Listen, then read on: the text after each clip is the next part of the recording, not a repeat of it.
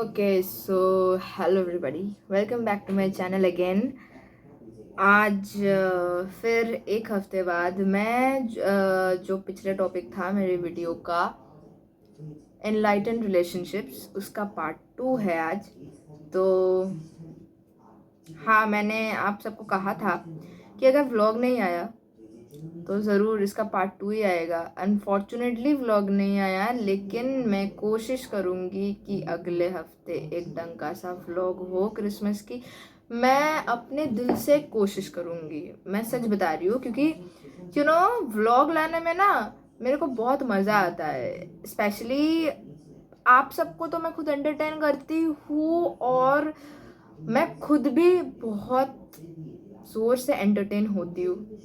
लेकिन इस हफ्ते हाँ मेरा बर्थडे था, हाँ वगैरह वगैरह था, लेकिन यार देखो, कई बार घूमने हम नहीं गए अभी तक, इसीलिए व्लॉग नहीं आ पा रहा है। जब भी किसी एक्टिविटी में हम लोग उलझ जाएंगे, मैं स्पेशली उलझ जाऊंगी, तो मैं ज़रूर आप लोगों के लिए व्लॉग लाऊंगी।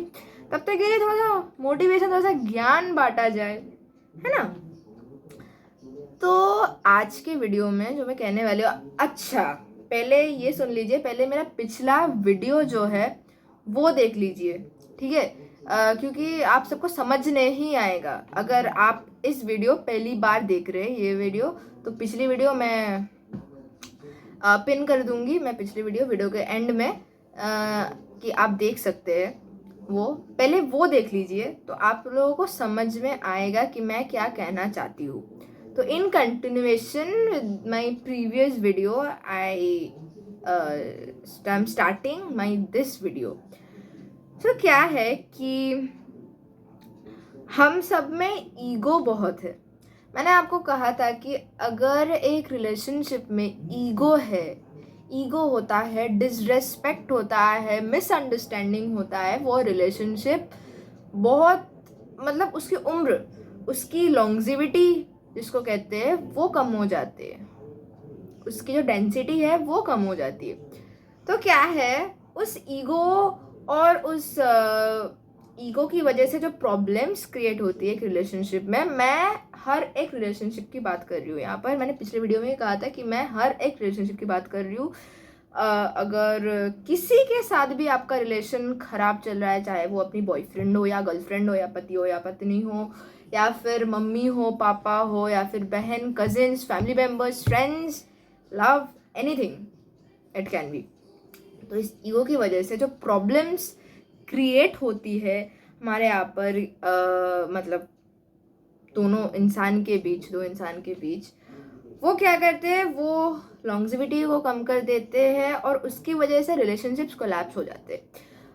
अक्सर आपने देखा है कि मम्मी पापा के साथ बहुत बच्चों की रिलेशनशिप छूट जाती है, कि हाँ वो यहाँ पर किसी और कंट्री में, मम्मी पापा किसी और कंट्री में, और उनके बीच कोई भी कनेक्शन नहीं है। अक्सर ये फैमिली मेम्बर्स के साथ होता है, और बहुत अक्सर होता है कपल्स के बीच। तो हाँ, मैं यही कहना चाहती हूँ कि ईगो को हटाना पड़ेगा, मिसअंडरस्टैंडिंग को हटाना पड़ेगा, ये जनरेशन गैप को हटाना पड़ेगा। बच्चों और मम्मी पापा के बीच जो जनरेशन गैप है, बच्चों को भी समझना पड़ेगा अपने मम्मी पापा को, और अपने मम्मी पापा को भी बच्चों को समझना पड़ेगा। अगर दो साइड से एफर्ट हम डालें तो ही ये प्रॉब्लम्स का जो खेल है वो ख़त्म हो सकता है। ये मिसअंडरस्टैंडिंग, चाहे वो ये जनरेशन गैप हो, मतलब पेरेंट्स और चिल्ड्रन के बीच, बच्चों के बीच, मैंने अक्सर देखा है, मेरी फैमिली में भी जनरेशन गैप बहुत है। तो इस जनरेशन गैप को कैसे आप हटा सकते हैं? एक दूसरे को समझकर, एक दूसरे के प्रति आप जानकर, बहुत ज़्यादा आप समझ कर उनकी सिचुएशन को आप समझ सकते हैं उनको, और ये जनरेशन गैप ख़त्म कर सकते हैं। तो कपल्स के बीच क्या होता है, कपल्स के बीच ये होता है कि ईगो, मिसअंडरस्टैंडिंग, ट्रस्ट इश्यूज, ये बहुत ज़्यादा क्रिएट हो जाते हैं, और आप अपने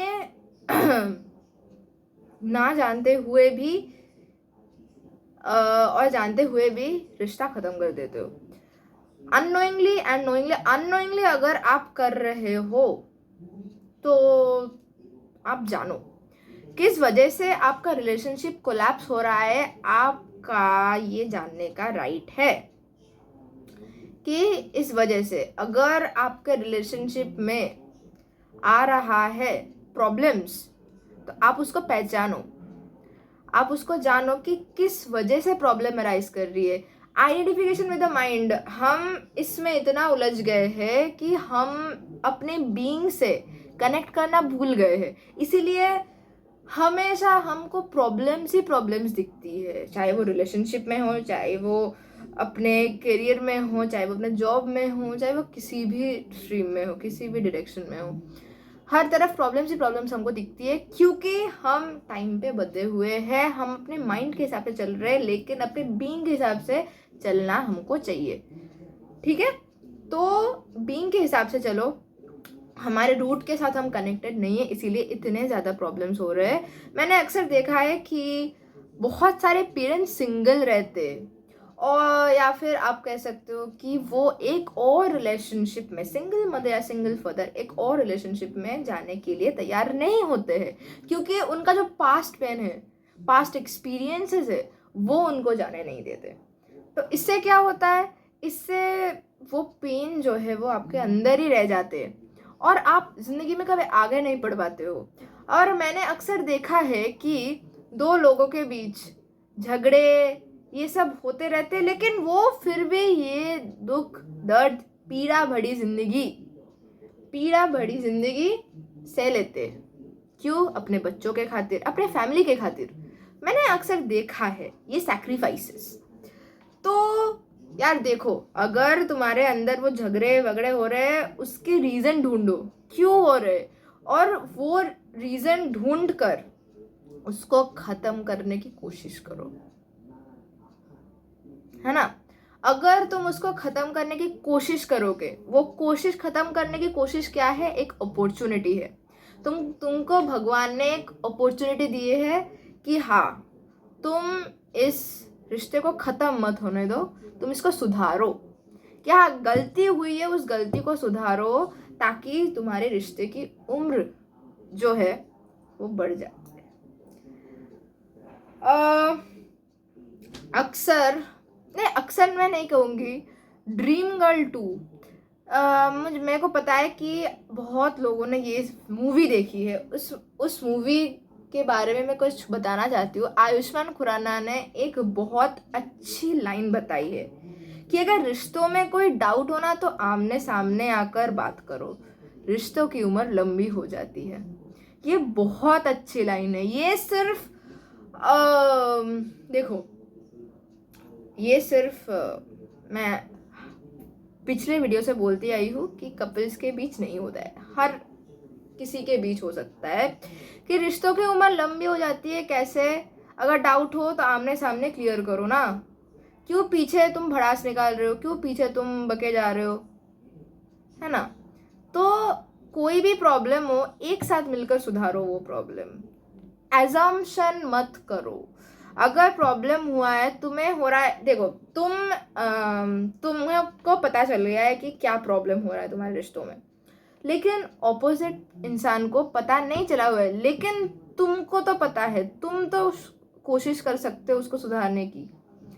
और अगर तुम कहते हो कि हाँ उसको नहीं पता, उसको भी पता लगना चाहिए, तो तुम भी उसको पता लगाओ, तुम भी उसको बताओ कि हाँ ये प्रॉब्लम हो रहा है हमारे बीच, तो मैं अकेला नहीं, हम दोनों एक साथ इस प्रॉब्लम को सॉल्व करते हैं। कि झगड़ने से किसी भी प्रॉब्लम का सल्यूशन नहीं निकलता। ट्रस्ट इश्यूज या फिर मिसअंडरस्टैंडिंग्स जो भी हो, एक साथ मिलकर सॉल्व करो, टुगेदर आकर। अकेला से नहीं होता। मैं हमेशा कहती आ रही हूँ कि वन साइडेड एफर्ट का कोई मतलब नहीं है। तुम एक तरफा जितना भी एफर्ट डाल लो, कोई मतलब नहीं है उसका। अगर एक साथ करो तो उसकी जो एनर्जी है वो बहुत हाई हो जाती है और सल्यूशन प्रॉब्लम का बहुत इजीली मिल जाती है। तो यही है कि आप उसको एक्सेप्ट करो, आप अपनी गलती को एक्सेप्ट करो। आपके बीच में जो हो रहा है, जो रिश्तों में प्रॉब्लम हो रहा है, उसको एक्सेप्ट करो। अक्सर लोग मैंने देखा है एक्सेप्ट करने के लिए तैयारी नहीं होते कि हाँ ये तो मैंने किया, ये मेरी गलती है। तैयारी नहीं, मैंने क्या किया है, गलती तो तुम्हारी है। ऐसे झगड़े होते हैं, ऐसे रिश्तों की लंबी उम्र जो है वो झड़ जाती है। कम हो जाती है। तो आप अपने जो है इस फैक्ट को एक्सेप्ट करो कि हाँ आपकी गलती है। देखो, आप अपनी गलती को मान कर देखो आपके पार्टनर के सामने या फिर ऑपोजिट इंसान के सामने, वो इंसान अपने आप को ही माफ कर देगी और उसको बाद में रियलाइज होगा कि उसकी भी गलती थी। ऐसे आप करके तो देखो, फिर आपको पता चलेगा कि कैसे कैसे कैसे एक रिलेशनशिप की जो लॉन्जिविटी है, जो डेंसिटी है, जो प्यार है, वो बढ़ेगा, वो बढ़ जाती है।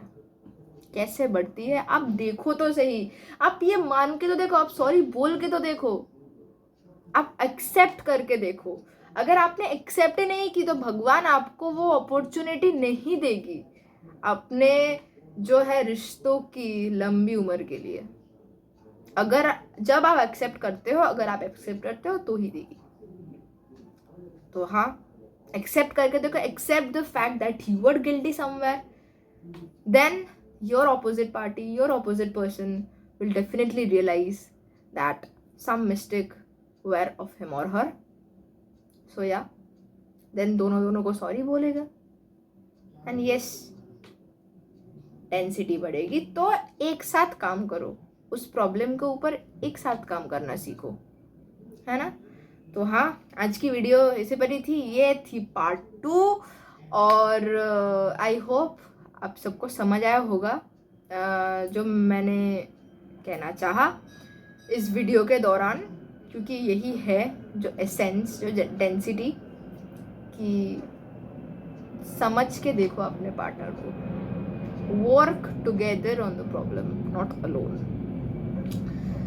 so that you can really be happy with your partner, you know, or your family members or your parents, right? So हाँ, लाइक शेयर सब्सक्राइब करना मत भूलना।